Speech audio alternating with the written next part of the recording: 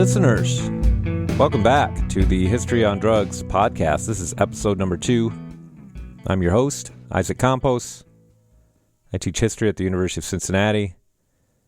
You can hear the bells in the background right now across the street from me. It's early in the morning. They're ringing in episode number 2 of History on Drugs. Am I going to have to cut that out? I don't know. We're going to find out. But I'm going to keep going. Why not? Today on the show, I've got my great colleague, Jeff Zalar. Jeff is the Ruth J. and Robert A. Conway Endowed Chair of Catholic Studies. It's a mouthful. He's also the author of Reading and Rebellion in Catholic Germany, 1770 to 1914, published by Cambridge University Press in 2019. A book that went on to win a prize in 2020. Jeff is a fabulous teacher, a great colleague, much loved around here. He also tells a fabulous story, and he's got a good one to tell you today about his becoming a historian, coming from a very non-historian's sort of background. He's from a working class background in Milwaukee. Not that people aren't historians from working class backgrounds, but you know, a lot of times academics rise out of families where there are other academics, or just like any other field. If your parent is a pro athlete, you're more likely to be a pro athlete and so forth. Well, Jeff comes from this working class background, no academics to speak of, and he nonetheless, through dogged determination and a lot of grit, made his way into the field of history, became an academic, has been here at the University of Cincinnati for about a decade now, a little bit more.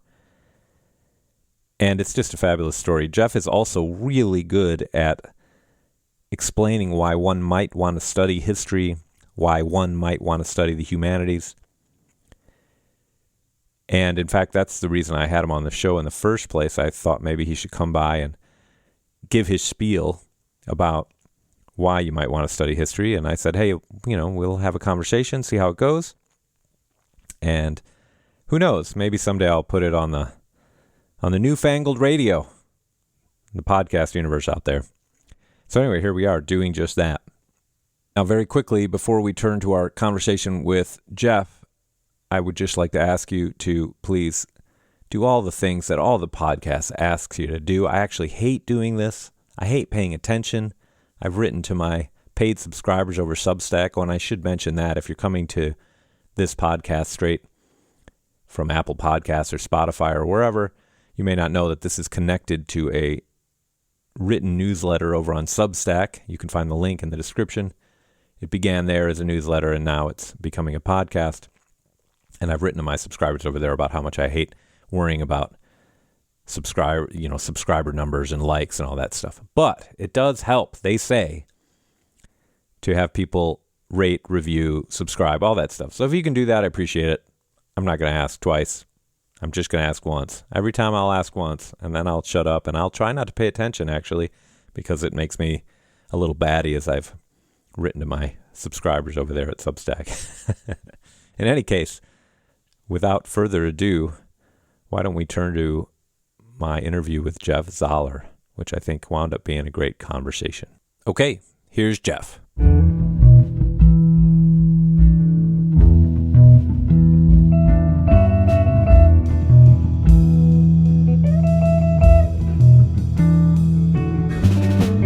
Thanks for coming. Yeah, really appreciate it, man. This is sure. kind of a experiment.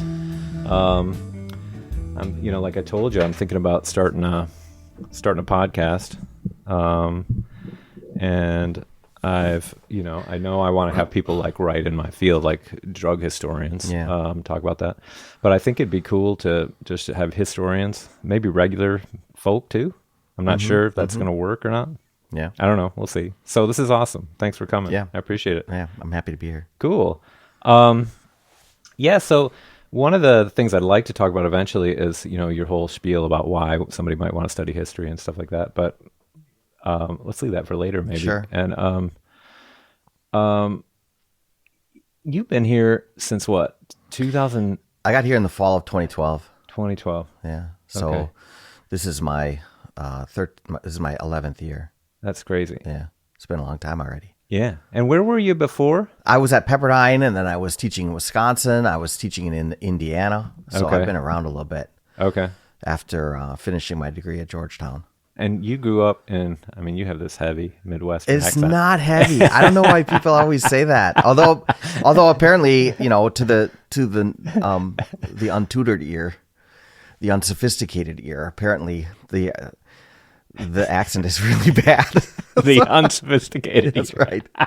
Well, I was told that that Tom Brokaw, when he was beginning his broadcasting career, took language training, articulation training in the Midwest, in the upper Midwest, because he felt that was the homey kind of American that he wanted to speak to. So I guess if it's good enough for Tom Brokaw, there you go. It's good enough for me. Isn't he Canadian too? Is he I the don't know. Canadian one? I'm not Or is sure. that Peter Jennings? One of the two of them is Canadian. I'm not I can't sure. remember. Oh, okay. Oh, that's interesting. So where'd you grow up? In Milwaukee. In Milwaukee? Well, just outside of Milwaukee. In what's the city? Or is it a suburb? It's called West Allis. There was Alice Chalmers was there. So there's the Alice Chalmers, and then the town was west of Alice. So what is Alice Chalmers? I don't even know what that is. It's big. It's out of business now, but it was a big foundry establishment. I mean, they machined parts, and if I remember correctly, during World War II, they made tank parts, for example, for the military. Uh-huh. And everyone that I knew of growing up either worked at Alice Chalmers or one of the subsidiary factories or one of the other foundries in the area. Okay. My dad was a fireman, but Okay. yeah, that's where I grew up, and so it was Born and raised? born and raised. It was a lower Midwest, a lower class, I would say, to the upper station of low life. is the way Daniel Defoe defines his own existence. Upper station of The upper low station life. of low life. That's And when I really read great. that in Defoe, I thought that's exactly where I came from. That's my life. Yeah, so everything was union. Okay. And it was a typical kind of environment that was becoming post-industrial. A lot of those subsidiary factories were shutting down. There was a lot of unemployment in the 1970s and so on, especially in the late 70s. What year were you born? I don't know how. 69. Okay. So you're In 4 fact, I years think old. that at some point in the 1970s, nearly every single male member of my family was out of work. Wow. And that was the tough time. So that's the kind of environment I grew up in.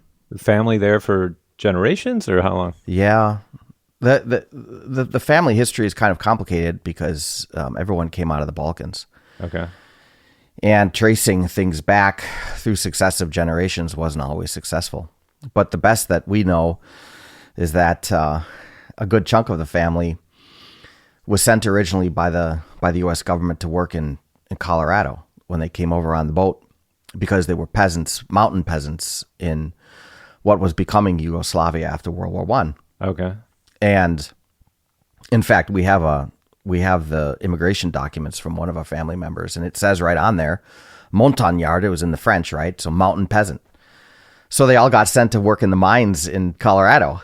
It's Wow. like, you must like the mountains, so that's what you're going to get. Wow. But none of them liked living there because there was no established South Slavic communities. Right. So they all left either for the south side of Milwaukee, or they left for places like Aliquippa in western Pennsylvania, Cleveland area, where there's a lot of Croatians and Serbians and Slovenians and so on. So I grew up in one of those kind of enclaves.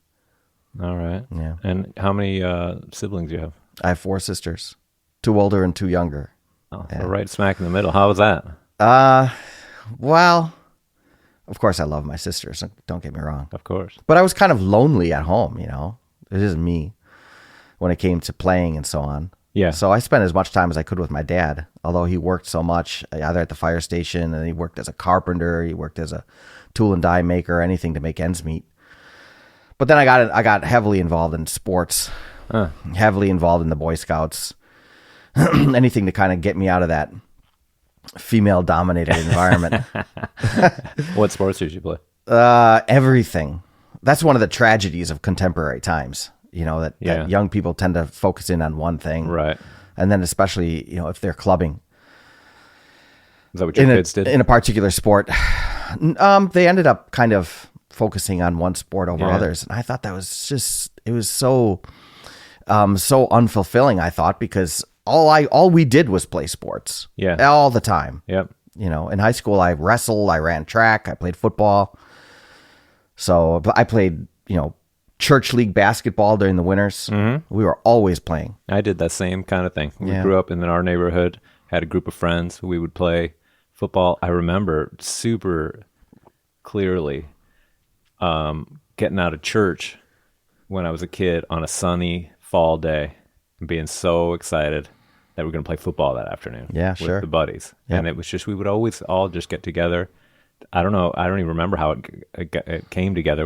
Somebody must have called somebody. Mm-hmm. We had a friend in the neighborhood. Their parents were super generous. Always invited us over to play in the yard. And we played all year round. Football in the fall, hockey, street hockey in the winter. Sure. Right. Sure. Soccer in the yard. Basketball. Especially in the winter. I would also play. There was a Presbyterian youth group in town. I grew up Catholic, but the Presbyterian youth group was super welcoming to everybody, and they had a winter league basketball team. Did that, so same thing. Yeah, it was awesome. That's pretty much all I cared about. That and girls. Yeah, romance. Yeah. Were you a good student all the time? I was when I wanted to be. And very often I wanted to be a good student. Okay. I wasn't, I really enjoyed mathematics, but that wasn't my strong suit. I was always better at language from the very beginning. I mean, one of the great thrills for me in education, I still reflect back on this fondly, was sentence diagramming. I really enjoyed seeing how language came together from when I was a little kid. But I was interested in literature, and I was interested in history and religion.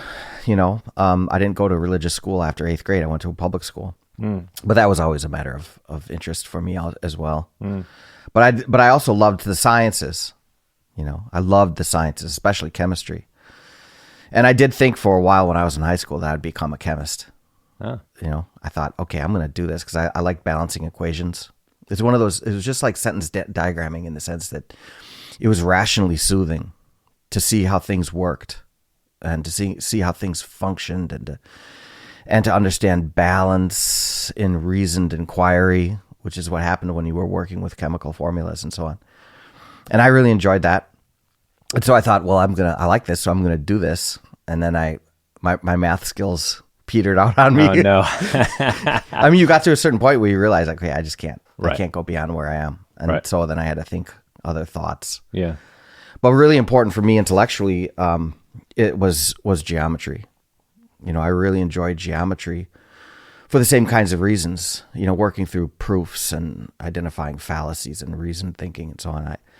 I thought that it appealed to me intellectually, because it made sense and I liked making sense. And yeah, I thought that sooner or later I came to realize that kind of logical coherence and disciplined structure in thinking applied not merely to subject areas like geometry and chemistry, but also to writing. Sure. Good historical writing also bears those kinds of characteristics. So becoming a historian made sense for me for those kinds of reasons too. That's funny. We both became historians, but I hated sentence diagramming. You did? Oh my God. You're too much of a rebel. I just so didn't. I was like, what is the point of this? What? I know how to write. I know how to talk. Of course, I didn't know how to write. I had no idea. And I just hated it. And then I hated chemistry too. I loved physics, but I hated chemistry. I just didn't get it at all. But I totally get the pleasure of getting things in order. I totally get that. Yeah. And that is what we do. Well, I have to tell you, this has been a concern of mine actually over the course of my academic career, because I came to realize that my strengths were in areas like logical ordering, organization of theme, coherence of an argument. What I worried about was that I was insufficiently creative. And we both read historians whose creativity just leaps off the page. And you say to yourself, holy, how could you possibly tease out of these sources these kinds of claims and conclusions? Yeah. And it wasn't really until I developed in graduate school and beyond that I thought, okay, I have enough creativity perhaps to make a go at this. But I still worry about it, to tell you the truth. Oh. Well, we all have our strengths, I still right? worry about it, yeah. Yeah. So your dad was a firefighter. He was. And yeah. your mom kind of stay-at-home mom, she stayed right? at home, yeah. We had 5 kids, so Any she was there. any history of people going into academia or anything like in your family, Never. or just pure working Nothing. class? Everyone worked in some kind of unskilled job. Uh-huh. Everybody. Going all the way back to the deepest comprehension of the family history in this country. There was this ridiculous notion that Zalar, the name Zalar, was an indicator of Slovenian gentry. And I thought, you've got to be joking. And I ended up looking at it, and it means like Slovenian peasant. Oh. And I thought, yeah, that makes more sense. That tracks. But everyone worked in some kind of blue collar job, which was no indignity. Sure. Especially in the circles that we ran in. Everyone was like that. And then, of course, there was a lot of military service in the country's wars, World War II and Vietnam, Korea, and then afterwards. And so that was a natural step for me to take when I was 17. Yeah. Was to go into the military. Was your dad in the military? No, he got out of, he wasn't drafted. Yeah, he was old enough for Vietnam. Okay. But he was training to be a paramedic, and so he was in a job field that was thought to be domestically important, and they didn't take him. So for that reason, he wasn't ever in the military. But almost everyone else in the family was. Yeah. At least the men. Mm-hmm. You know. Do you think he became a firefighter in part because of that tradition? No. No? He was working as a tool and die maker at Kearney and Trecker, which was another one of these big upper Midwestern industrial concerns. Mm-hmm. He was working third shift, and he heard about hiring at the fire department, and he thought, I can't do this job anymore. I just don't want to do this for the rest of my life. And so he quit. And apparently his dad, my grandfather, was just absolutely apoplectic at this. But in the long run, he made the right decision. Yeah. So when did you? So I'm really interested in. So what comes first? So you end up going into the Marines. Yeah. Is this before you have academic inclinations? Like, why did you end up in the Marines? For money for college, or like what? Well, that was part of it. Okay. I mean, there was no money for college. I knew I wanted to go to college. In not going to college at when I graduated from high school, I absolutely broke my mother's heart. Oh, really? I mean, she thought, okay, this guy is going to be the one to take the next step in the family's advancement socially. And then he's going to go to college, and he's got the brains for it. And then I joined the Marine Corps, and she was just absolutely crushed for this reason and others. But I knew that I wanted to have some kind of experience that was different. There was a family background in the military. My grandfather had a very strong influence on me. My maternal grandfather. He was not drafted in World War II. He would have been exactly the right age. He was 20 years old in 1942. He wasn't drafted because he was colorblind. And instead he worked making these tank parts at Kearney, at Alice Chalmers. Or I think he worked on trucks. I can't remember, but it was some kind of military commission. Uh-huh. And when I was small, he used to put me on his knee and he'd say, Jeffrey, he'd say, when you get older, you go serve the country. Uh-huh. You go do your service. And so I wanted to honor all of these sensibilities. Although, of course, the money for college was also on my mind. I didn't have any, and I needed some. Yeah. And so it wasn't as unusual a step for me to take as it might seem. But I knew for sure that when I got out, and I would do only one hitch, that when I got out, I'd go to college and see what happened.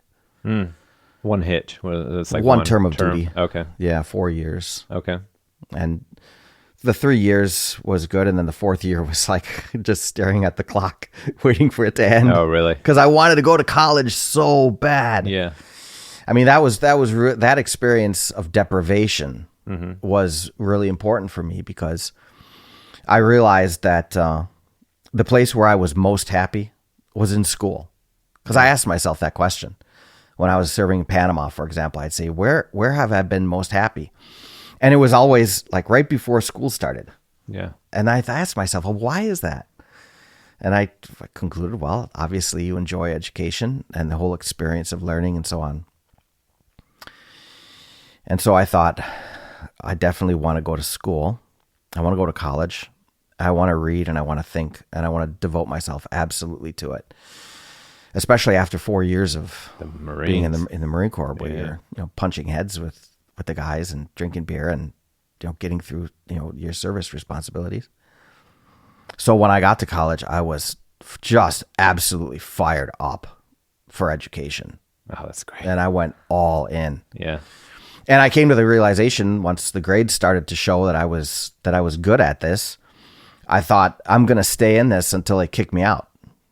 That was my attitude in graduate school too. I mean, I had a fallback plan, but I thought, if they don't kick me out of here, I'm staying in education forever. And they never kicked me out. So that's why I'm here. And it's still going. Exactly. What year did you get out of the Marines? 1991, right after the end of the war. End of the Gulf War. Mm-hmm. So did you serve in the Gulf? Yeah. Oh, man. Yeah, I was trained as a Spanish linguist and selected for intelligence work when I was in boot camp. Mm. One day, the drill instructor came to me and said, "You're going to go to this building." And so I went to that building, and they had no windows in it. And I walked in that building. I was just a recruit, in boot camp. Yeah. And I went into this room, and there was a guy in there from the Naval Investigative Service. And he started asking me all kinds of questions. And then there was another meeting, and then there was another meeting. And then I was offered a set of choices. I could do basic intelligence in a grunt unit, or I could potentially go into presidential support, or embassy work. You have to have a security clearance for that kind of thing. And then there was language training, and I said, I want to do presidential support. Yeah. I mean, give me an Uzi and a suit, and I'll stand there. and I thought that would be awesome duty, but I was too short. Oh no! Yeah, it turns out you got to be 6 foot. Why? To guard the president. Well, you can't put a bunch of wimps in there. A bunch of short guys. Yeah, right. You want to put imposing guys. Yeah. So they said I couldn't do that. So then I thought, well, I like language, as I mentioned, and I enjoyed already learning some Spanish when I was in high school. So I said, I'll take the language training, and that eventually took me to Panama. And so I was there in Panama during Just Cause against Noriega. Yeah. And then thereafter, I went to Camp Lejeune, North Carolina, and very shortly thereafter, I was deployed for the Gulf War, and I spent 6 months there. Came back in April, and then I was out in July. So did you see combat, or were you doing intelligence stuff behind them? Well, I when I was in Panama, I was working in an intelligence capacity, and I was also working in intelligence in the Gulf War, although at that time I was part of an 8-man intelligence collection team, providing tactical intelligence for Marine units fighting in Kuwait. So we were right behind the front lines there. Wow. Yeah. And that was an interesting time in my life too, for all different kinds of reasons. But it only fired in my mind a desire to become educated. Mm-hmm. And it developed another interest of mine that was not kind of intellectual history, which I knew I was oriented towards, but more in society studies, which has become a big part of my teaching now. So I was very glad to be done with my service. I never did anything heroic. I never deserved any kind of personal decoration. I was just a guy, but I did my duty, and I thought I did it well. And then when I got out, I was like, okay, let's do something else with your life. Yeah. And that's the way I've always thought about things. Two questions. You said they asked you a bunch of questions when you went in. Yeah. And you were just this, like, what kind of questions? What sort of things are they asking you? Well, they wanted to know about drug history. Oh, interesting. And given the fact that I've eventually spent time in Panama at the time of the real power of the cartels there, I wasn't surprised that they were asking those kinds of questions. And I had no drug history. This is why I'm surprised that you asked me to be on this podcast. I have zero experience of drugs. Yeah. I smelt it once at a baseball game. Marijuana. Yeah, and I thought, that's it. And it's like, man, that smells really bad. You probably smell it all the time now. I smell it every I guess day so. now here in the city. So I don't have any experience of drugs except when I was working in Latin America. But then, so they asked about drug history, any kind of criminal history, and about my background more broadly, and whether I was capable of organizing all kinds of testimonials from people as part of a background investigation. And I was pretty baffled by the whole thing. But I had a drill instructor who said, listen, if you take that language job, they're going to send you up to Monterey, California, at the Defense Language Institute. And it's going to be filled with all these girls from the Air Force. And I thought, yeah, I like that. I like the sound of that. So that I said, yes. Here's your noble duty. Exactly. It was a multi-service environment, and there were Air Force girls, so he wasn't lying. Yeah. So, there you go. So you said there's a lot of beer drinking in the Marines. yeah, as much as you can do it. As much as you can do it. Did you drink before you went? Yeah. My buddies and I in high school would drink beer. Mm-hmm. The good thing for me was that I was almost always abroad during my service after my education. And I didn't have to worry about the age 21 limit. Right. So in Latin America, we could get a 6-pack of Schlitz for $1.25. Right. So that was good duty. Yeah. Quality beer. And we did justice to what was available, believe me. Yeah, a friend of mine was in the Army, and I once went on a Memorial Day weekend with him and his friends. One of his friends had, I don't know, had this place in Cape Cod. I don't know why. So I went and hung out for them when I was in graduate school with them for a weekend. Oh my God, I just about died from the level of drinking going on.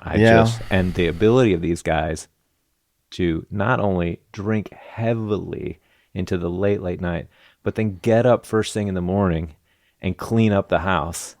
And I'm just, shell shocked from that. Right. And these guys are just going around cleaning up the house, making everything spick and span. And I was like, oh my God, you guys, come on, settle down for a minute. Can I like have a cup of coffee? Yeah, right. But they'd be like, no, just get the job done. Whoever can get the job done. And I was like, oh my gosh, you guys was that the kind of the culture of drinking in the Marines? Well, you did have to be concerned about duty responsibilities. Mm-hmm. And the bite for failing in those kinds of environments is real. Mm-hmm. So however drunk you were the night before, you better be ready for duty the next morning. And especially when you were working in intelligence capacity, where you're working in live environments and so on, and so you have to be on the ball. Mm-hmm. So most of the drinking that we engaged in was when we were legitimately off, rather than, oh my gosh, 3 hours I got to show up for duty. Right. So, and of course, when I was in the Middle East, there was nothing. Mm-hmm. And we were just in the jungle, in the desert the whole time. Mm-hmm. Yeah, which was a strange experience, to tell you the truth, because in the winter of '89 and '90, I was involved in Just Cause in the jungle, and the next year I was in the desert. It was a real shock of geographic transformation. Sure, on which I reflected. I remember we landed in Al Jubail in Saudi Arabia on Christmas morning in 1990. We finally got there after flying across the world. And we're sitting on the tarmac for like 4 hours as the sun was coming up on Christmas morning, which was not unpleasant. But I thought, wow, you've really come a long way from, the post-industrial slums of West Dallas. Yeah.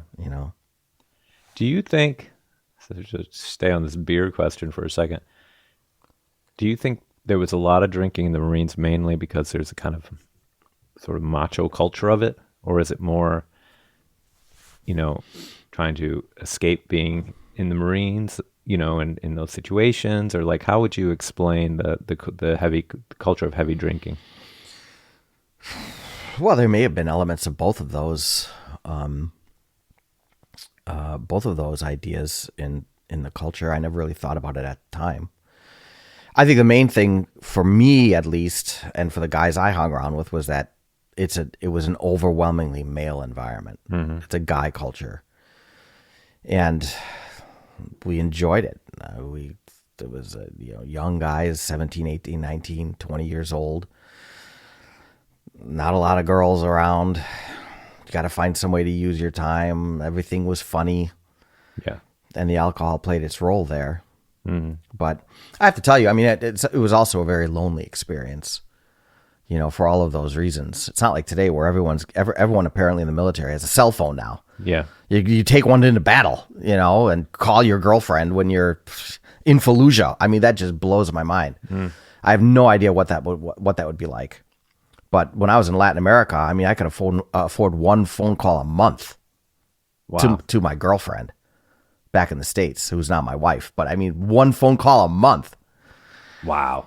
Yeah, so it was lonely. Sure. So who knows? Maybe that played a role too. Absolutely.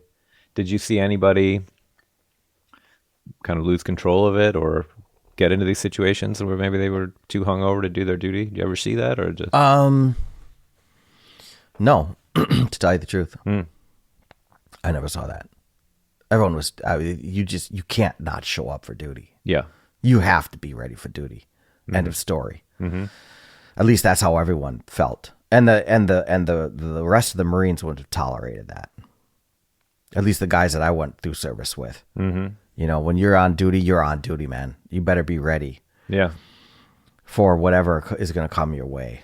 And my friends and I would never have looked kindly on that kind of thing. Sure. So there was a lot of peer pressure to be a good Marine. Yeah. And how much, describe to me like a typical night of drinking. How much were people drinking? I don't know. Well, I don't know. I mean, some guys definitely had more than others. But it wasn't unusual at all for each one of us to blow through a six-pack. I mean, if you start at 5 at night on a Saturday, you can't drink a six-pack. I mean, come on. Yeah.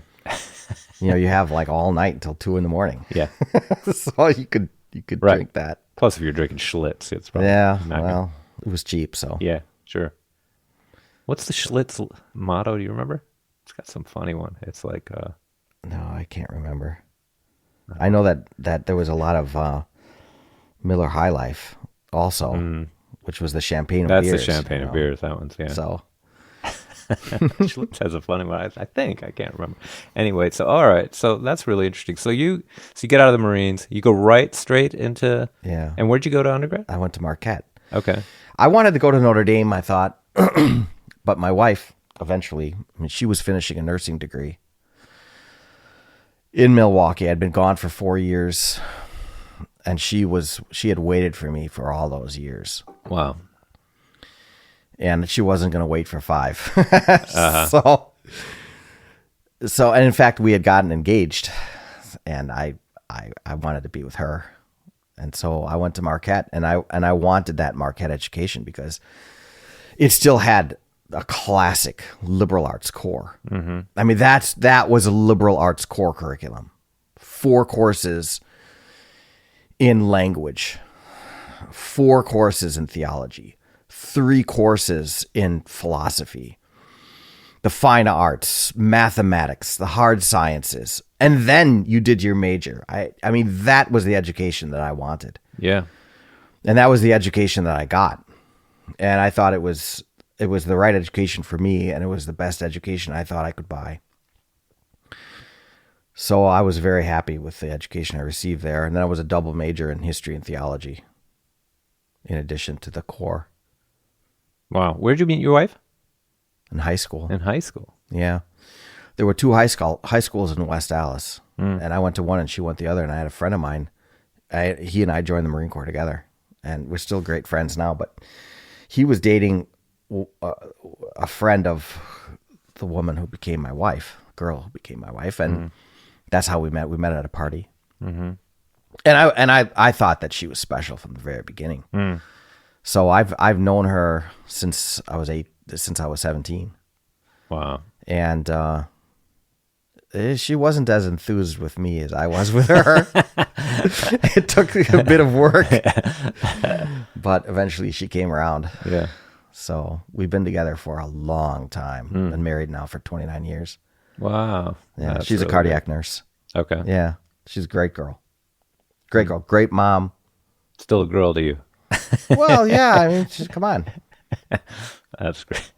That's terrific. What was I going to ask? Oh, okay. So you're in college. At this point, you want to keep going as long as you can. What did that mean to you, though? You don't come from a family. I come from my mom was a professor at university. I come from a family of people who were in academia. It just seemed obvious and a real possibility. But you know how it is, like if you don't have that possibility. Like when did you start to get the idea that maybe the future was to become a professor? Well, I was a little bit nervous when I started college because I knew I wanted education hungrily, as I mentioned, but I wasn't sure yet what kind of professional direction that would take me in. I had intelligence experience in the military, and I thought that one of the things that I could do was I would do DEA work. I would have gone back. I would have gone back into government service. And I was interested in Latin America, and I was interested in the drug scene from an interdiction point of view. Yeah. Especially because I came to just hate the cartels. Everything about them. Yeah. All of the people who were involved, mass destruction of human possibility, the exploitation of the poor, the street violence. I mean, everything about the cartels, as I came to understand them, I ended up hating. And I thought that it would be a noble life to fight that. But I got my report card, and it's like, oh, you got all these good grades. So I thought, well, maybe an academic career would be a possibility. And I had, conversations with professors about what might be done, and they were encouraging. And so I thought, well, if I can write, then I might pursue this. And I found out that I couldn't write. At least not very well. And I was so pompous. I thought I was the smartest guy in the world. I thought I have all these advantages because I was in the military. So I have discipline and I have a goal and I show up to class and so on. Yeah. And I found out that, my intellectual work was good enough to get by, but that it didn't show the kind of promise that I needed to show if I wanted to be an academic stud. And I had a professor when I was a sophomore in an honors English class who just took me to task on my writing. And I was very shocked, first of all, that he took that much interest in me to push me around, which I really appreciated. And I went to talk to him, and he showed me what was wrong with my writing. And he said, you got to stop it with this pompous language, which, of course, I was living in the thesaurus because I thought that the way to write in a sophisticated manner was to use big vocabulary. And I loved vocabulary. I had lists and lists and lists of vocabulary that I studied because I came across all these words I didn't know, and I wanted to know them. So I studied all these words. Well, then I wanted to use them, And he's like, no, don't do that. Yeah. Classic mistake. Yeah, exactly. So I wrote for him, and he gave me a C+ on my first paper. And I thought, okay, Jeff, maybe you're kidding yourself. Yeah. But I went to talk with him, and I talked with him again, and I talked with him again, and I wrote 4 papers for him, and by the end I got an A. On my last paper, I got an A. And I thought, okay, you have to take this writing way more seriously than you are. Okay? And from that point forward, every single thing I've ever written, Isaac, I'm telling you the truth, even to a certain extent, email, I've thought to myself, how can I write better? How can I write the greatest thing I've ever written? And sometimes I've come closer, I've made a closer approximation to excellence than others. Yeah. But I've always had that kind of commitment from that point forward. So Do you think sorry, I was just going to say, do you think that helps you with students, that you've had that experience? Yes. In fact, I still have those papers. I have all 4 of those papers. I saved them, and I bring them out regularly, and I show students, like, here's my C+. When I was in your shoes, when I was sitting in your class, when I was a sophomore, this was my level of performance. And I read out to them the comments, which were tough. And then I show them the next paper, which was a B, and then the next paper, which was an A-, and then the next paper, which was an A. And one of the comments that he wrote on one of those papers was, "Boy, have you ever been working?" And he was right. I was really working on it. Yeah. And in fact, he's a professor now at the University of Minnesota. And when I published my book, I sent him a copy of it, and I said, "Thank you, for teaching me how to write." That's great. Who is this? His name is John Watkins. English professor at Minnesota. Yeah. Great professor. That's great. In the classroom too, and I learned quite a bit from him as a teacher. I had a similar experience. I was kind of a lazy student and terrible at writing papers. And my main problem was I had no idea what the hell I was doing. Yeah. And I went to a big University of Michigan. Oh. Okay. And so it's super easy to just kind of not get any attention from anybody, And I would leave. I tell my students these stories all the time. We'd have I remember in one class, we were supposed to write a kind of historiographic paper for the term, right? And we were supposed to pick some topic. I remember in one class with Bradford Perkins, who was a diplomatic historian at Michigan for many, many years. Crusty old guy, really great, just a real character. But it was a very old school assignment. It was like, pick a topic. Mine was the U.S.-Mexico War. Read 5 books on it and write a paper. Right. My students complain now about reading 30 pages. It's like we had to read 5 books. Yeah. I had no idea how much time it took to really read 5 books. Sure. And really, it's hard. Sure. It takes a long time. Yeah. And I did not have the discipline and I remember sitting there the night before. I always tell my students this, at the computer lab. I didn't have my own computer. Back then we had this big computer lab with this pile of 5 books that I hadn't looked at yet. It was due the next day. Oh my gosh. And just thinking, it's not possible. I'm such a moron. And I got a D+ on that paper. Yeah, I'm glad he threw the plus in. That was a nice one. But I went to see him too, and he was really nice about it. But I just realized, God, I just don't know what the hell I'm doing. And then I had one professor, Matthew Connolly, when I was like getting serious about school, who I wrote something for him, and he gave it back to me, and he marked it up in red pen, every little thing that was wrong with it. And when I first got it, I was like, oh my God. And then I studied every little thing and just from that one piece of hyper attention from this great professor, my writing already improved markedly just from that. And then I was like, just like you, I was like, man, if I want to be any good at this, I got to work. I got to take time. So I always tell my students now, you might think you're a shitty writer, and you might be not a very good writer right now, but probably the biggest problem is you don't realize how hard it is to be a good writer. Yeah, right. Even great writers will tell you writing's hard and it takes a ton of work.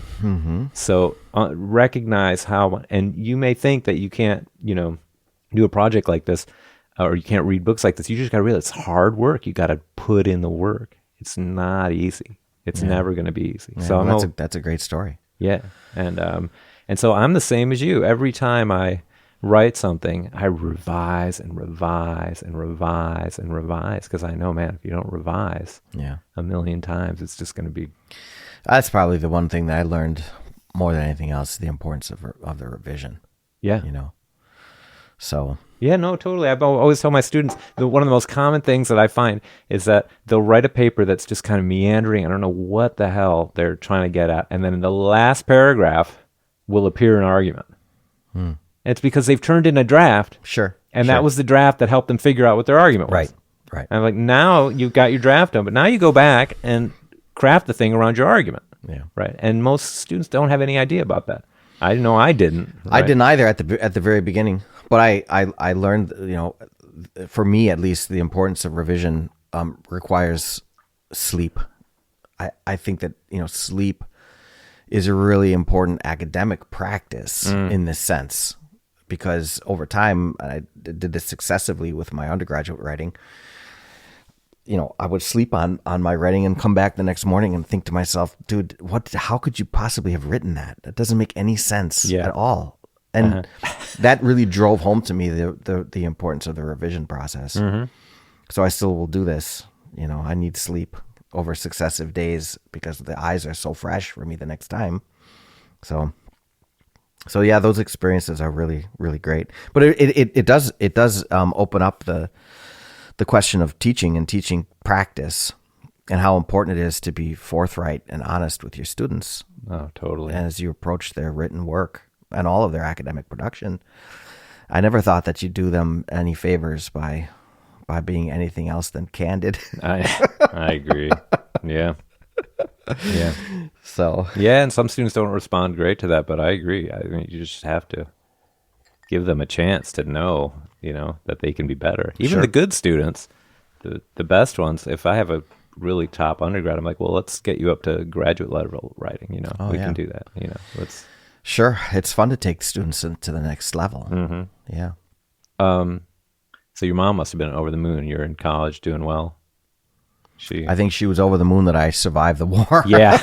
Yeah. You know how moms are. Sure. And of course, I did feel a great deal of guilt that I put her through all of that when I didn't have to, I suppose. But when I got out and I did well in school, and yeah, she's happy with me now. Mm-hmm. She tells this story how when I was young, when I was a baby or a toddler or whatever, I was misbehaving, and her mother told her, "Don't worry, Judy. One day you'll be proud of him." It took about 20 years. It happened. Eventually it happened. Eventually. So, all right. So did you go straight to graduate school from undergrad? Yes. Yeah. Yeah. I wanted to work with Roger Chickering, the great historian of modern Germany at Georgetown. Not least because of the kind of topics that he was working on, but because he was at Georgetown. And I was in Washington, D.C. when I was just after the Gulf War. There was a big parade there. There was called the Victory Parade, and it was in like June of 1991. And I was in that parade. I walked in that parade. Yeah. And I was in D.C. for the very first time in my life, and I loved it. So I thought that'd be fun to live in D.C. Plus, my wife is a nurse, so we wanted to be in an urban setting for her employment concerns. And the other thing is that I was so hot on writing, I wanted to publish, and I thought, I'm not going to wait. There's no reason why I should wait. If I'm a graduate school, I'm on the playing field, and I'm going to publish something. Mm-hmm. And the Library of Congress is there. Yeah, sure. And everything you could possibly dream of in a library is in that building. So I went to Georgetown. Wow. Yeah. And how was living in D.C. coming from? It was a lot of fun. Yeah, you loved it right away. No. Yeah. We had a lot of fun. We had two of our three children there.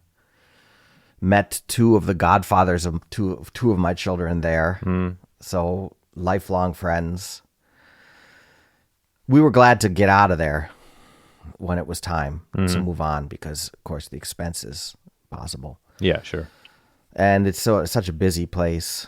So, but the time we were there, I was happy to be there. Oh, that's great. Yeah. And so how did you figure out so when you went to grad school, like what did you think you were going to study when you went? Like what was your proposal or whatever? What were you hoping to do? Well, when I was I had always been a religious kid. Mm-hmm. I grew up Catholic, and I was always into my faith.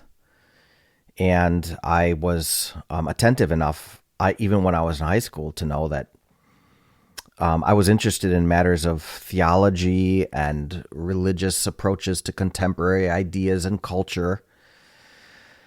And those interests never went away, even when I was in the military. Although I had no access to texts, that I could read and nourish those interests. Right. But when I was in graduate school, when I was an undergraduate, I was at Marquette, which is a Jesuit school, and I majored in theology along with history.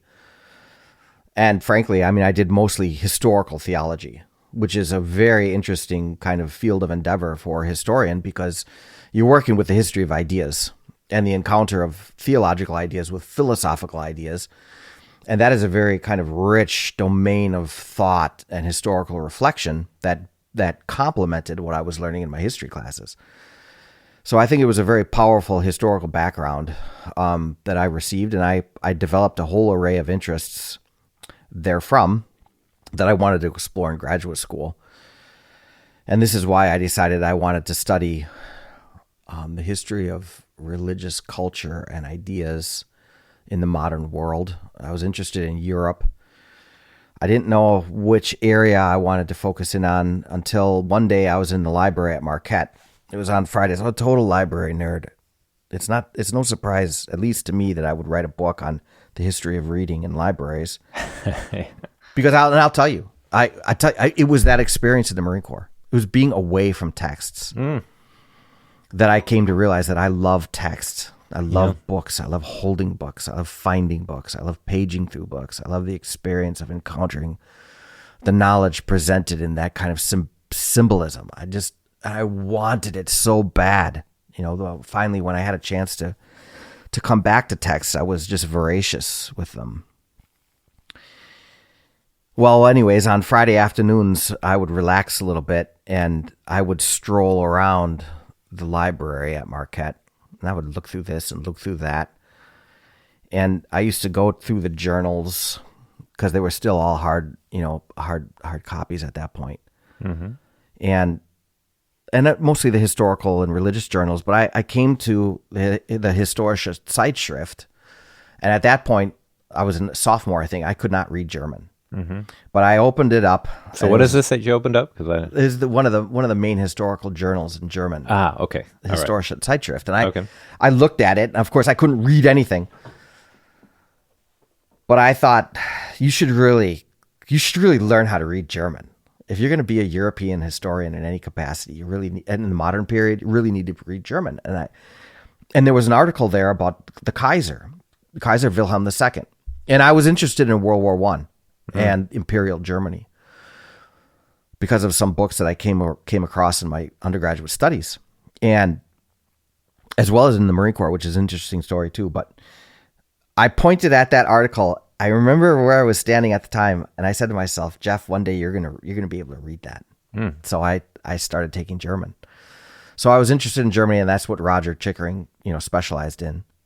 So then it became an academic career in the history of religion and intellectual culture in modern Germany. Wow. But he was also beginning to work on the First World War, so it was a natural fit that way. And so pedagogically, I've always done war and society studies, as I mentioned at the beginning, along with this work in religion. That's kind of been my career. Wow. And did you enjoy graduate school? You enjoyed DC? Well, yeah, I found graduate school difficult to assimilate to, mostly because I had, at every stage of my life, I've had a lot of naive expectations about how things functioned and how things worked. And it's always taken me a while to kind of decode social environments and so on. Mm-hmm. And graduate school is no different. But one of the things that I was good at, even as an undergraduate, was amassing sources. I started to realize how important it was to be fluent in as many sources as possible, and that suited me well. And eventually, I was doing fine and I was succeeding. My doctoral advisor seemed to like me and seemed to think well of my prospects. And once again, I said, I'm going to stay here until they throw me out. Yeah. And they didn't. And I won a grant. So then I took the next step. So I liked it, but I was glad to be done, to be sure. What was was there anything particularly challenging or anything? It was the German language. It was the German language, and working successfully with the secondary sources and the primary sources eventually at an early stage already in my graduate career. So I started learning German when I was a sophomore in college. And already the very first year of my graduate training, I was taking the big research seminar in modern German history. And most of the readings were in German. Oof. and the primary sources were in German. I was like, holy cow, Yeah. Jeff, what have you gotten yourself into here? So that was the toughest challenge, getting over that hump and getting to the point where you're not living in the dictionary every single minute. Mm-hmm. So, but again, that it just drove home to me the challenges of executing good academic work successfully, and how broad an array of skills you really need to possess in order to do this job well, and how many challenges therefore I faced. Yeah. How many obstacles. Sure. So Was there a culture shock kind of thing too? Because you come from this working class background, you have no. yeah, to be sure. Although there were some working class stiffs in the group. One of the guys I got to know really well and is now the godfather of my daughter, my youngest daughter. He came from a similar background out of Chicago. Mm. So there was some common understanding there. I don't know. I didn't always mesh with everybody for perhaps these kinds of social reasons. But I myself have never been uncomfortable around people who are different that way. If maybe they didn't like me, I don't know. Right.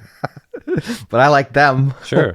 Yeah, it's an unusual background though for graduate school. Well, right? it is, and I find that people are too. really shocked with the Marine Corps background. Mm-hmm. That's There's not a lot of us who go through the military in that way, and at least the Marine Corps, yeah.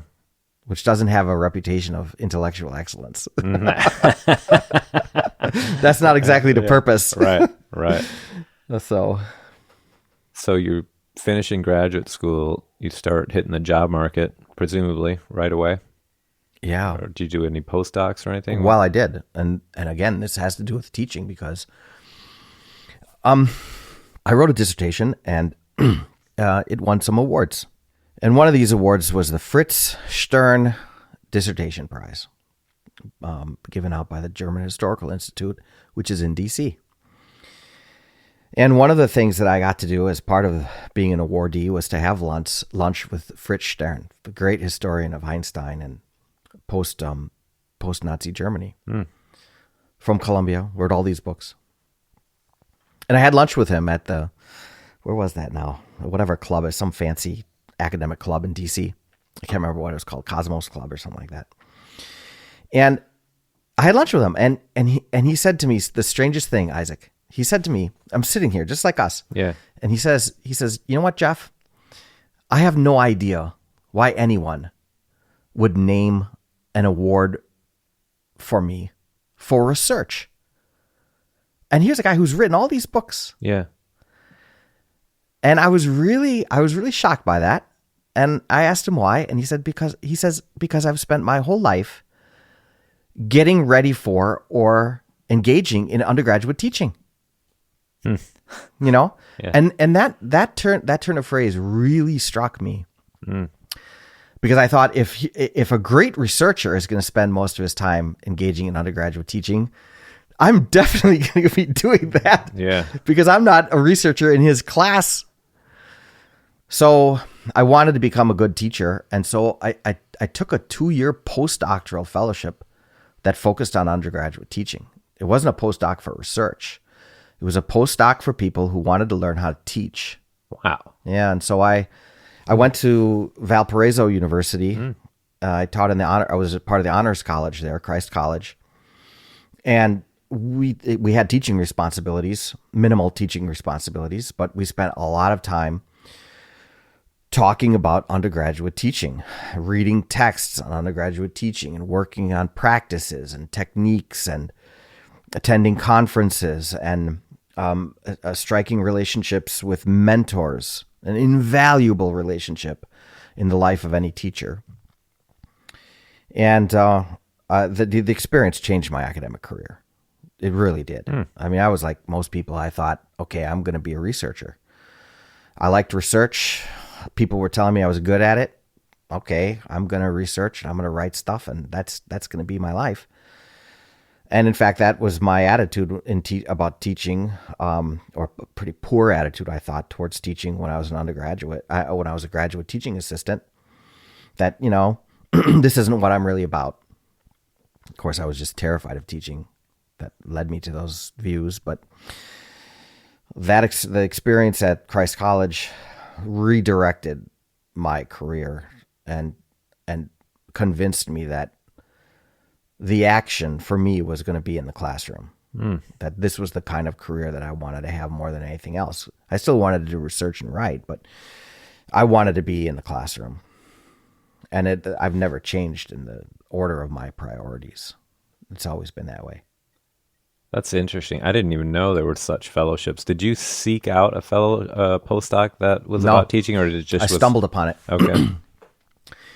I stumbled upon it. It's a special program for people who expect to live out an academic career in a Christian institute of higher learning, college or university. Uh-huh. And I was listening to something on the radio. What was it on the radio? It was a kind of a forerunner of a podcast that you could get in the tapes. And these tapes would come and they would address all kinds of topics.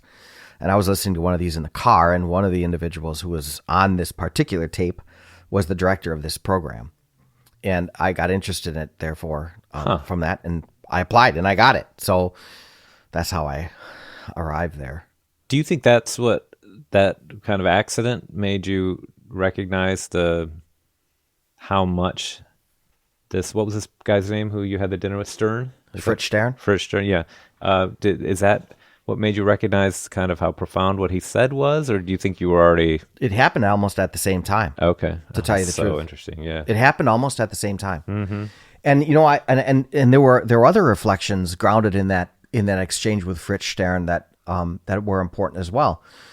You know, for example, when you're a young guy, I mean, you think about this. Do you want to be successful? Yeah, I want to make it somehow, and I would like to enjoy my everyday life while I'm engaged in my attempt to succeed. And if your everyday life is going to be determined to a significant degree by your classroom practice, well, then you better like teaching. Mm-hmm. And the only way you're going to like it is if you're good at it.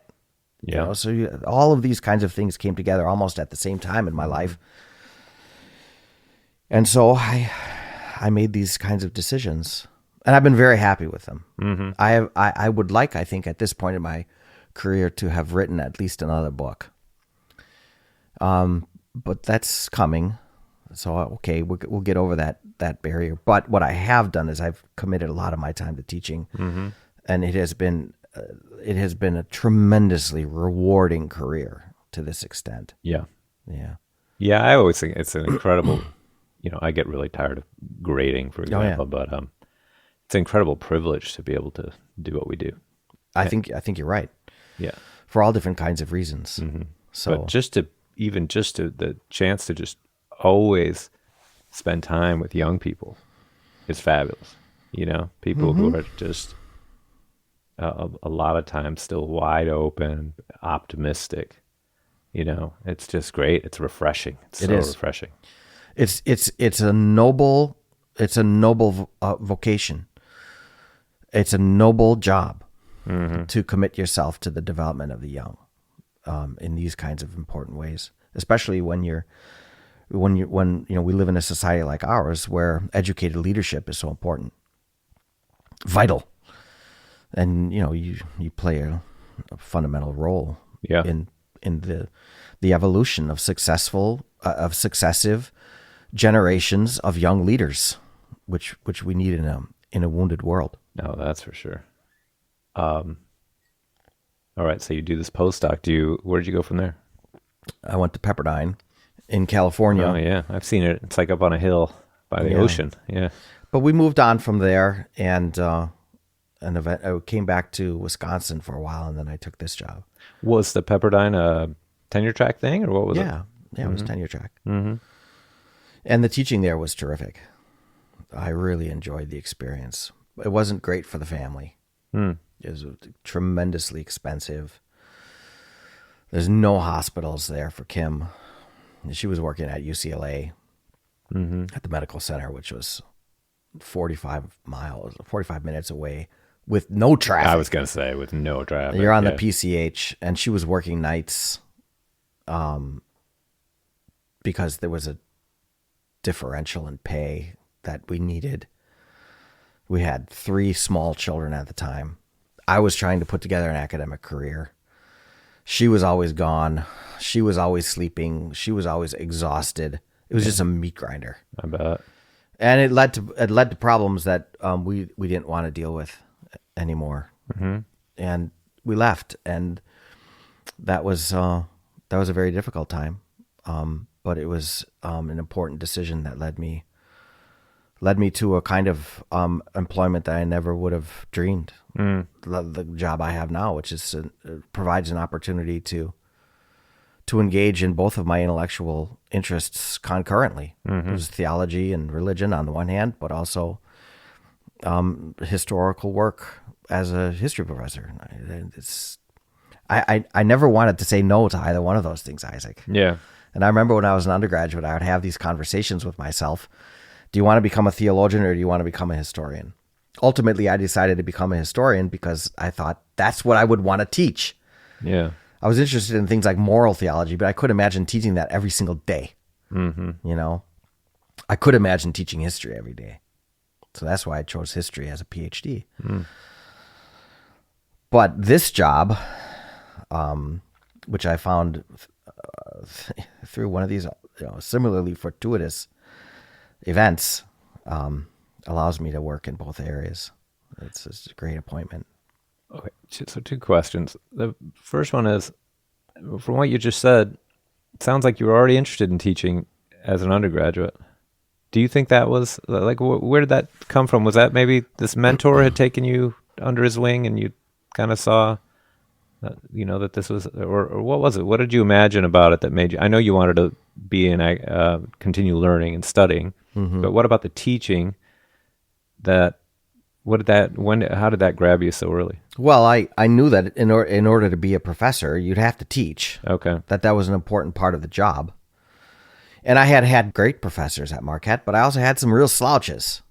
Sure. And so you're thinking about, well, what kind of educator do you want to be? I convinced myself when I was in graduate school that, and you hear this quite a bit, that all you had to do was be a great researcher, and then you would be the best teacher.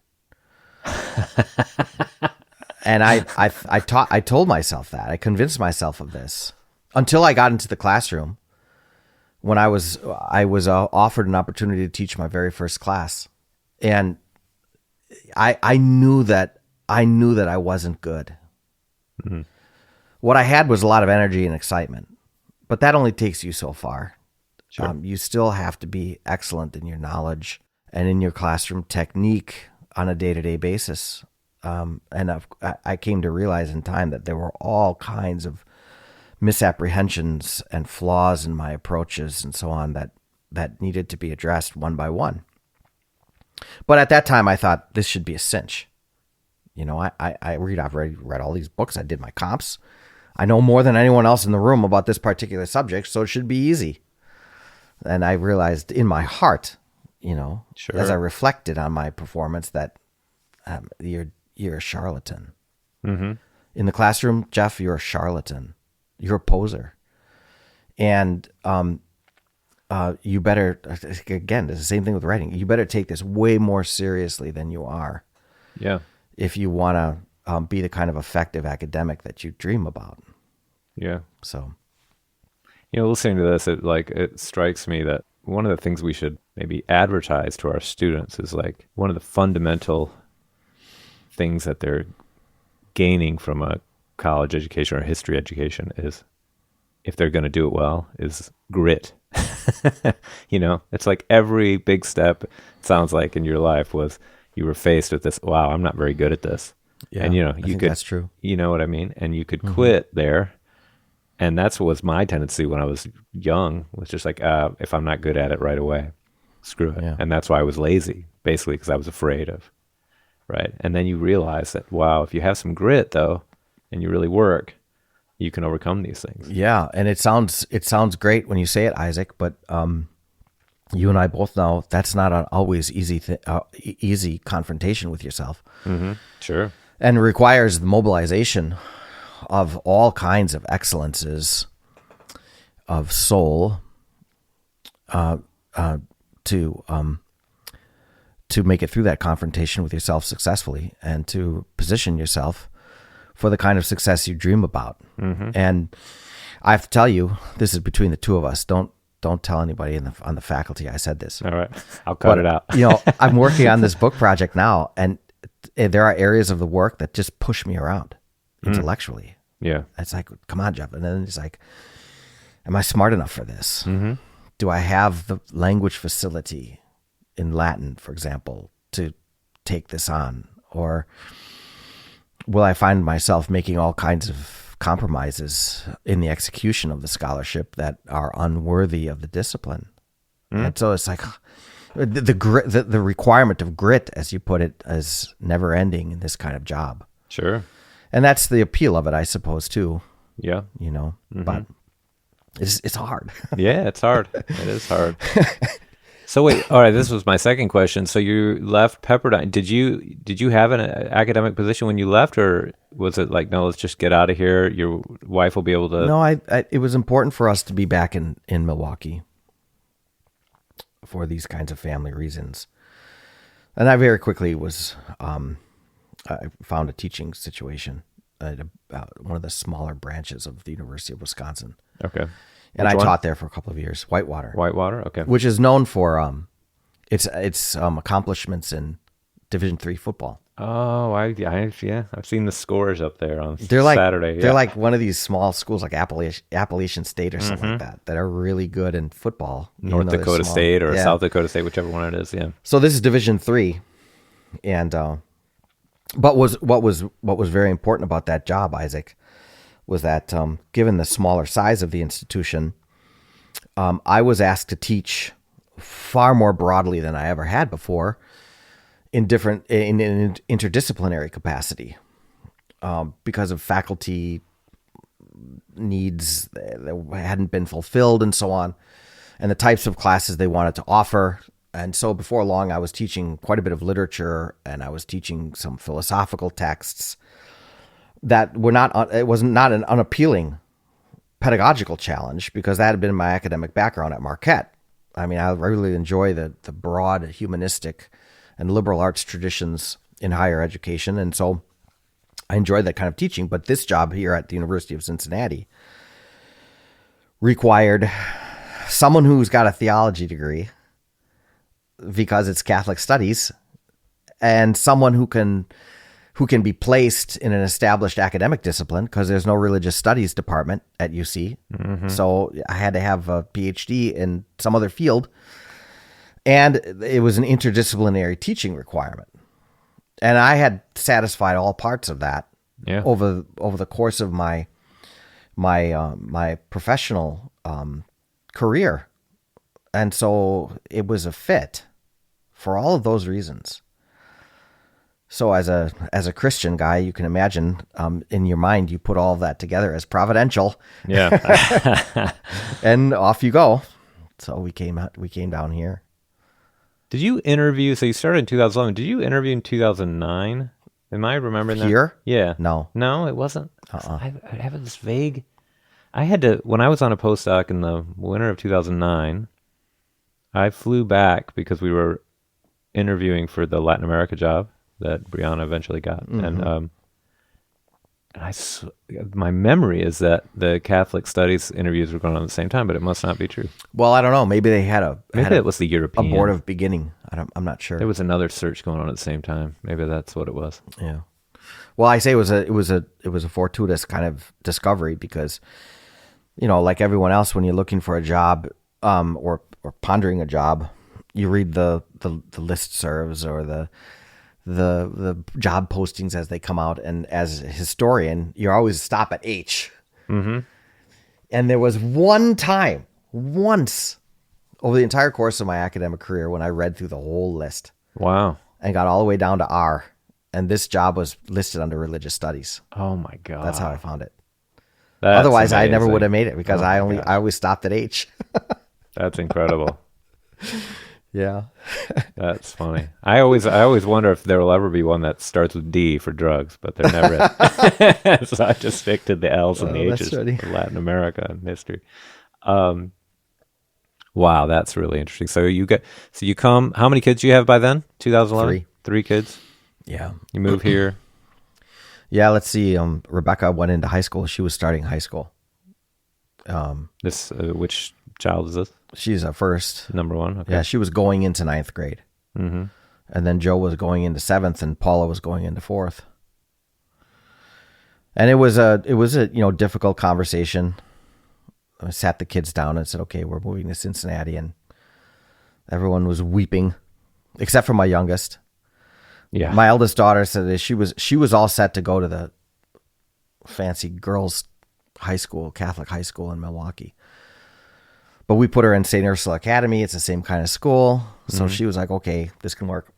My boy, Joe, he said, "Can we still cheer for the Green Bay Packers?" I said, "Yes." So he was good. And he got his football and he went outside to play. Done. And Paula, the youngest, she was going into 4th grade. She was sitting there with her legs crossed on the couch. No crying, no nothing. And I'm kind of nervous. And I said, "Well, Paula, what do you want to say about this?" She said, "I'll go if I can have a cat."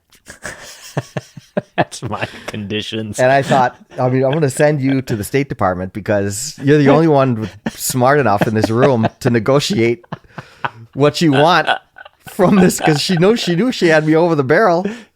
So she got a cat. We're still stuck with it. She moved out and then I'm stuck with her cat. Oh, that's great. That's so great. Oh my gosh. And how did your wife feel about coming here? Well, our concern was always to be in a larger urban environment so that she could have a choice of employment. Yeah. And Cincinnati offered that. Sure. She's a cardiac nurse. Mm-hmm. So she got on the cardiac unit at Christ Hospital right away. They were happy to have her. I mean, she's had a really, really impressive nursing career. She's worked at Georgetown. She's worked at the Ronald Reagan Center at UCLA, Medical College of Wisconsin. She's been in some, big hospitals with a lot of research and forward-edged treatment protocols. And so when she was available here at Cincinnati, they took her right away. And, she's well regarded. I'm very happy for her. Yeah. At this stage in our life, in her life, she's at the very top of her game. She trains young nurses and she runs the unit, and she's terrific. Oh, that's great. Yeah. And what were your impressions of I know it's a perfect job for you, but what were your impressions of the university and the department when you... Oh, are you kidding? I was very happy from the very beginning. I will tell this story. I mean, I've been in some very good departments, very small departments. This one, of course, is bigger. But one of the real benefits for me is the interaction with the people in the department. I love the people in the department across the board. I never have had any problems with any member of the faculty, personality-wise or in terms of professional engagement and so on. And I've been very grateful that I've been accepted, even though I'm kind of an oddball in terms of my responsibilities. But I've been very happy here, Yeah, me too. As part of the history department. Yeah, totally. I'm very lucky. Yeah. And things, are changing significantly now with a different kind of environment we work in and retirements and so on. But I think the strength of the department is the collegiality. And to tell you the truth, I mean, there are some great historians in our faculty that I'm really inspired by. I spoke before, for example, about creativity in my writing. I've always been worried about that. Yeah. And I read Willard Sunderland's books, and I was like, how can this guy write like this? Yeah. He's just so electric of mind when it comes to his imagination, disciplined imagination, to be sure. But, man, that's impressive. Yeah. So he's a hero of mine. And he just sailed across the I Atlantic, know, which is I know. Unbelievable. I'm hoping to have him on here too at some point. That'll be a more fun hour than this one, to be sure. He has got great stories. This is incredible. Now, Willard, is the one who made my wife feel okay about coming here. Oh, really? So Willard was on the committee Oh. that hired me or offered me the job at that point we had just been offered the job. And so we were going to fly in to check it out. And I'd come in with my wife and look around. And back then, tickets to fly into Cincinnati were super expensive. And it was like literally, it was like $500 cheaper just to fly into Dayton. And I think maybe Hope, our old administrator or office administrator, she asked if we could fly into Dayton and drive down, and it was totally fine by us. Yeah, sure, no problem. That's I think that's what she said, or maybe I suggested. I don't remember anyway. But we said sure. So we fly into Dayton. It's like late February. Rent a car. We start driving towards Cincinnati. We get stuck in a traffic jam in the middle of that area where you're crossing through Dayton. It's not the most lovely cityscape you've ever seen. It's dark. It's depressing. It's gray. And I look over and my wife is literally weeping. Like the tears are streaming down her face. She's like, "Oh my God, what are we doing?" Yeah. I was like, "No, I promise you, it's not like this. Being stuck in a traffic jam in the middle of Cincinnati is really cool. And just wait, you'll see." So we drive into Cincinnati. We literally stop at the Big Boy down on Central Parkway so she can go in the bathroom and clean the tears off her face. Yeah. And then we go over to Willard's. He invites us over. And Barbara Ramasak is there. She was on the committee too. Wendy Klein is there. And you know how Willard is. He's just the most welcoming, generous person in the world. And warmest. You couldn't have a warmer welcome. By the time we walked out of there, Patricia was like, "Oh, okay, I could see." Yeah. You know, we hadn't decided to stay yet, but she's like, "Okay, you're right. This is way better than." Yeah, that's a great story. Yeah. Yeah, I can understand how she might change her mind that way. Yeah, it was just, and that made such a difference. And then ever since, Willard still, my kids still call him Willard Claus, because every time they would see him, he'd have a present for them somehow. Yeah. I mean, once we even ran into him at the grocery store, the old IGA on Ludlow, and we're like, "Hey, Willard," and he's like, "Oh, kids, I've got something for you in the car." And sure enough, in the trunk, he had a present he'd brought them back from Russia, which he did all the time. And he just sent them a postcard from his. Wow. It's unbelievable. He's still sending them. That's Willard. He's unbelievable. The funniest story I know in this kind of connection is a friend of mine who got a job at Baylor and in the English department. And Baylor's is a big time, university. And she was very happy about this. And I was talking to her husband, who's an architect, and he was glum. He did not want them to go to Baylor. And I said, "Well, what are you thinking?" And he said, "Well, here's the problem. My wife is going to Baylor. I'm going to Waco." Right. So he didn't want to go. They didn't go. They went somewhere else. Yeah. That's funny. Yeah. So what are you working on now? What's your it's this study of Catholics in the 19th century in natural science.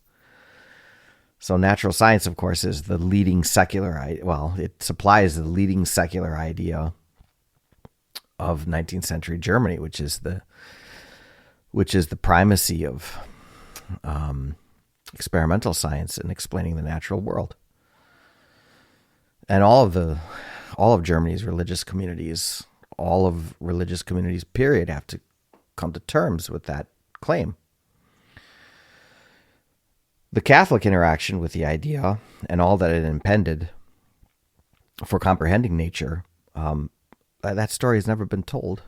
And I think that it's certainly an interesting topic, and it's a topic that deserves to be addressed. And so after working on reading practices and intellectual engagement in the libraries and so on, as well as in homes and all the other sites where reading took place, I wanted to continue to reflect on the relationship between historic Christianity and modern intellectual ideas, specifically within the area of natural science, which plays such a significant role in the development of modern Germany. So that's what I'm working on now, and I'm reading the historiography and reading through the primary sources that are available here. I need to get to the archives in order to complete the empirical work, and then and then get to the writing. I've written on the subject three times now in different essays, but I've got an essay coming out in February, which is the first fully dedicated essay to this particular topic. So I'm very excited about it, and I've thought, that this would be the primary domain of reflection, I think, for sustained academic work beyond the book. Yeah. I could see myself doing another study in this area, for example, in the Weimar period. Mm-hmm. And I intend to teach the subject in my Catholic studies curriculum. There's a great deal of interest in it. I had a speaker come here, the president of the American Society, I think it is, of Catholic Scientists. And he came to speak a couple of years ago on the Catholic Church and evolution. And we had nearly 400 people there. Wow. Yeah. So I know there's interest in the subject. Yeah. So it works for me, pedagogically as well. So. The first guy who wrote about the use of intoxicant cannabis in Mexico was a Catholic priest, Jose Antonio Alzate, who was also this great Enlightenment figure and scientist. Yeah. And he published his own journal on everything scientific. He considered himself sort of an astronomer first. Sure. But, as people did in the Enlightenment, dabbled in everything. Yep. Speaking of not having a specialization, we were talking about sports. It was kind of the same thing in the sciences then. But he was also a priest. Yeah. So it was a really interesting balancing act, because it was the church that had banned this substance that at the time was called the Peoples-Zinslies. And he was curious, what are the Peoples-Zinslies? They didn't know what it was. And so he does this, essentially scientific. He goes and finds some and he grows some. And he's like, oh, it's cannabis. And that's the first guy. But he was... Is it really? And it's really interesting because he says... Indians use this substance because they think its powers are provided by, supernatural forces, but they're not. He goes through his library and he says, we know that this is used in various parts of the world for intoxicating purposes. It's just a natural element of the plant, and so we shouldn't ban it and tell them that it's demonic because it's just a natural. We should just tell them the truth that this is just a natural component, and then they won't be interested in.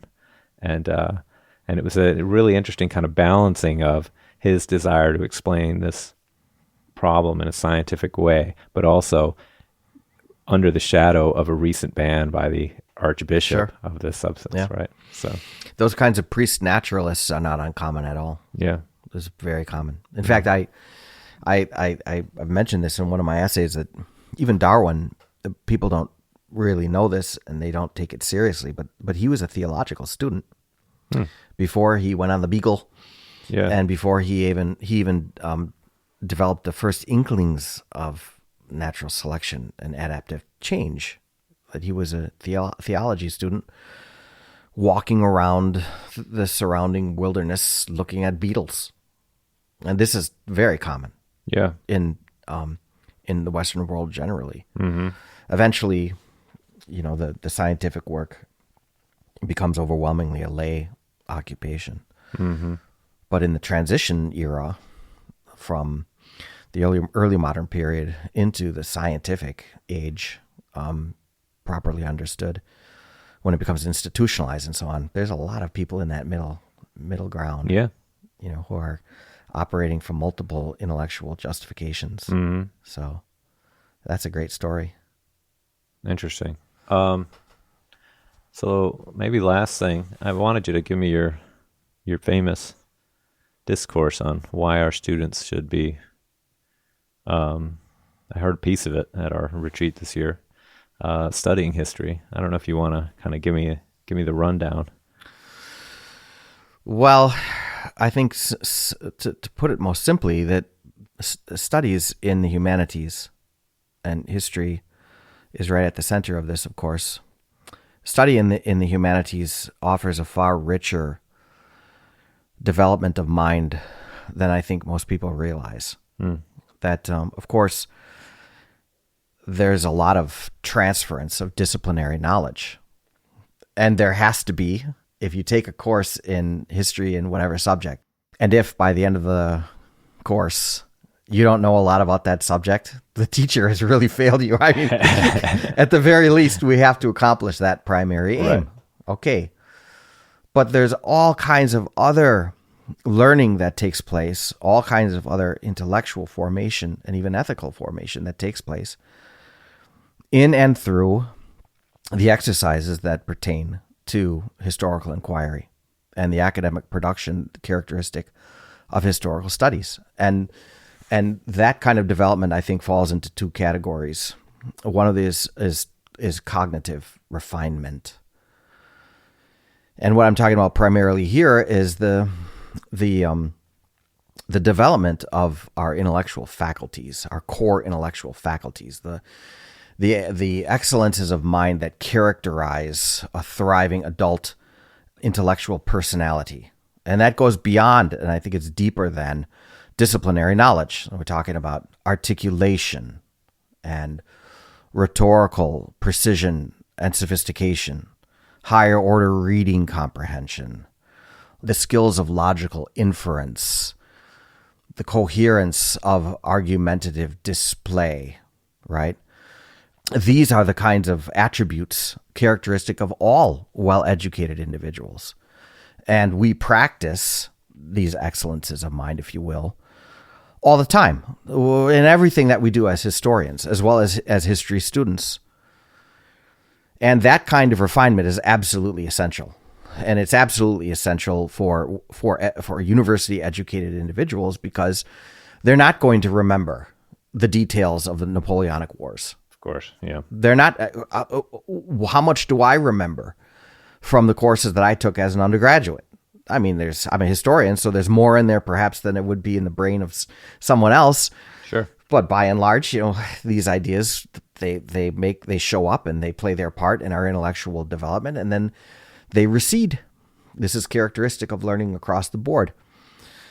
But what does remain, I would contend, is this kind of lasting improvement of the intellectual self at our basic cognitive levels, and that this is this should be a kind of education that undergraduates should want, because they're not going to remember everything they learn in the English or history or philosophy, but they will become a more adept writer. They will become more confident in public disputation. I mean, think about the classical excellence of disputatio. The idea that learning is not autarkic, but in fact is a social experience best undertaken in community with others, in which the exchange of views is right at the center, and that requires individuals to not only have the courage to share their views, but also have the humility necessary to recognize that they might be wrong. Yeah. And there might be someone in their midst who has a better expression of the truth of matters, to which they need to bend. That excellence of disputation, which we practice in historical instruction all the time, is a very desirable characteristic among any professionally trained individual in whatever field of endeavor, especially perhaps in our times with a growing emphasis on teamwork and even global interaction in business and in government work and in all walks of professional life. So individuals enrolled in our classes are going to practice the cognitive excellences characteristic of this kind of disputation. Mm. And of course, it's easy to address any one of these other areas, whether it's reading or writing or the organization of facts, the command of facts, the delivery of facts. History is a fact-based discipline. Yeah. And then the second category of excellence that I'm talking about here is ethical. There's nothing that we do, Isaac, you and I, alone as professors, alone as researchers. There's nothing that we do as educators. There's nothing our students will do under our supervision, whose success does not depend upon the practice of virtue or vice. And I say this with a great deal of conviction, because I think it's absolutely true. When you think about the importance of honesty in managing primary sources, I mean, how many times, and I don't know what you're prepared to disclose, Isaac, but I'm going to put all my cards on the table here. Not infrequently when I was a graduate student, especially doing doctoral research in the archives, not infrequently, I was challenged by a source that I didn't expect. And I pretended, I wanted to wish it away. I wanted to pretend like I never saw that. Yeah. Because it made me change my thesis, and I didn't want to change it. Right. I didn't want that level of complexity, because to try to integrate that new source was an intellectual challenge that was really difficult. And I'd rather pretend I didn't see that. But you can't pretend you don't see it. You have to be honest. You have to respect the sources. Yes, you have to have that kind of integrity. Yeah. As a professional, or budding professional in this case. A sense of responsibility to the field, to the community of scholars, which is international in scope, to admit the existence of that source, and to try to integrate it into the sweep of your argument. And the only way to confront that challenge successfully is to mobilize honesty and integrity, which are ethical excellences. And it'd be very easy to talk about just about any academic act in this kind of way. So as historians, we assign a lot of texts. Well, there's no way that anyone can learn anything from a text unless the reader is prepared to accord to the author a presumption of wisdom. Like, maybe this person has something to say that I need to hear. Yeah. Otherwise, why would you even pick up a text? And so that is a function of the master academic virtue of humility. Or when it comes to grading, you talked about grading before. We talked about grading before, about how important honesty is. But just as important from a teacher's perspective and students is a virtue like charity. So I tell my students, for example, as I understand charity as a professor, I think I should put the best possible spin on your writing rather than the worst. Mm-hmm. And then I'll ask them, would you like me to mobilize charity? I've never had a student who said no.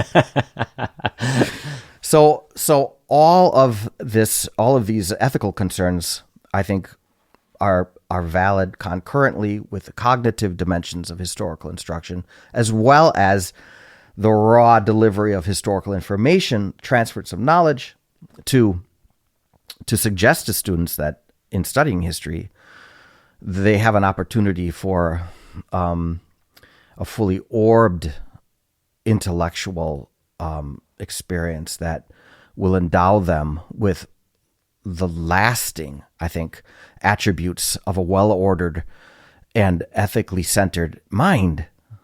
And I don't know of anyone who wouldn't want that in our young professionals.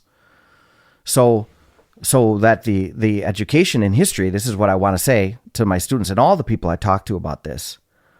The instruction that we're able to provide in the discipline, if it's done well, ought to produce the kind of young leader, the kind of young thinker who is capable not merely of mastering knowledge in a particular area of endeavor, but is capable of using that knowledge in a way that is aligned with the deepest excellences of the thinking self, and is capable at the same time of a kind of ethical insistence in their work that ought to lead to the kind of professional success, and then the broader social and political and cultural success that we so desperately need. Yeah, in the world we live in.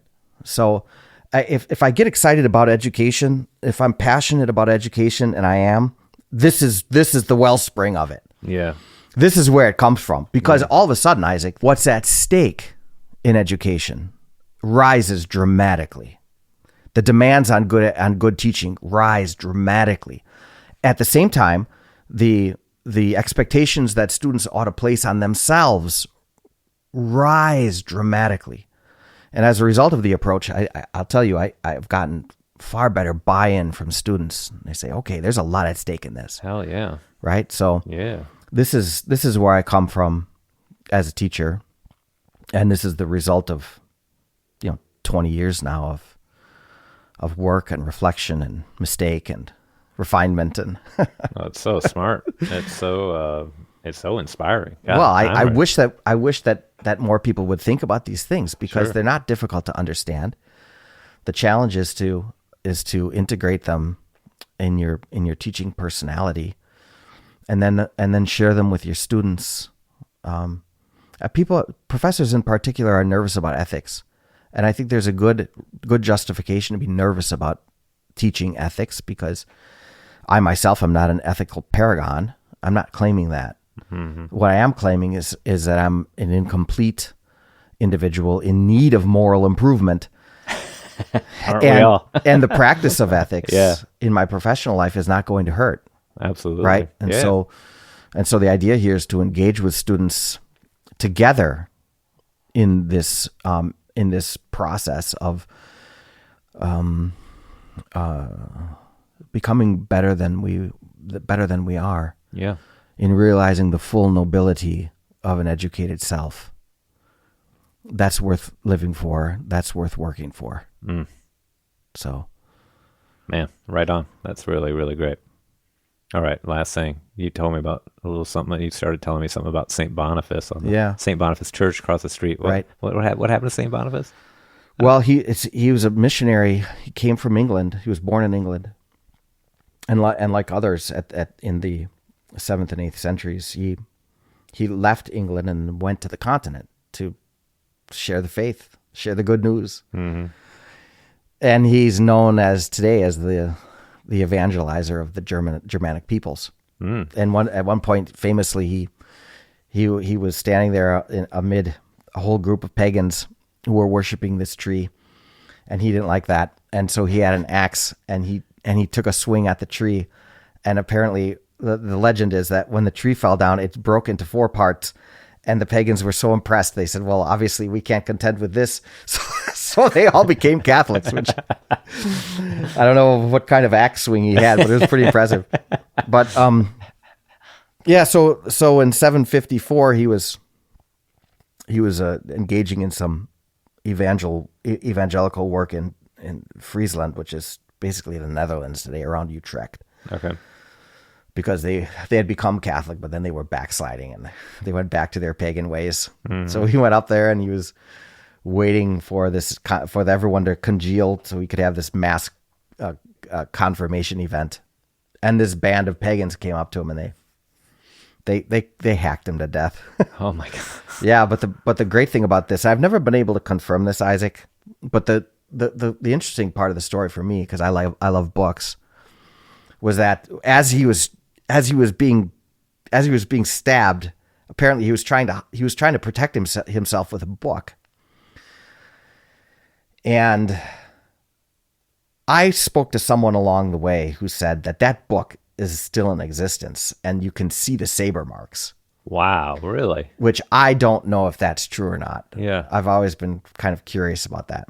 But anyways, after he was all chopped to pieces, they took the pieces back to Fulda, where he was entombed, and he's still there. Wow. So, well, there you go. There's Saint Boniface. That's when men were men. I'm telling you. That's right. Wow. Well, that's great, man. Well, this has been fabulous. Yeah. Any last thing? Anything you want to? No, except that I realize very well that you've given me more opportunity to speak than you yourself have claimed. And I would hope very much that at some point we can reverse the relationship and I can learn more about your background than you learned about mine. I would love that. I mean, this is one of the things I love about doing this is we sit down, we can just talk how often do you do that? Not very often. No. Right?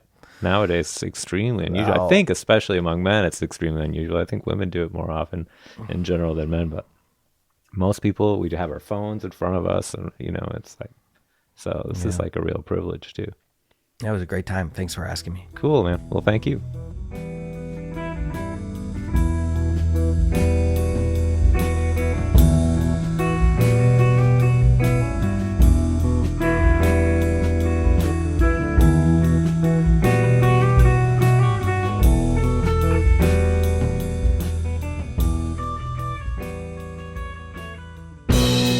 All right, there you go. That's another good one, right? I thought that was pretty damn good. That was a great conversation. I really enjoyed myself. At the very least, I really enjoyed myself having that conversation. I've known Jeff a long time, but we never sat across the table from each other and just had a conversation for, I don't know, it was almost 2 hours, I think, in the end. Cut it down a bit, of course, for your version, but I think we sat here for about 2 hours. And I don't think we'd done that for even 20 minutes before, which is the kind of thing I suppose happens sometimes. You work with somebody and you're friends, but, you know, a lot of times you don't take the time to just have a conversation, and that was really great. So I hope you enjoyed that.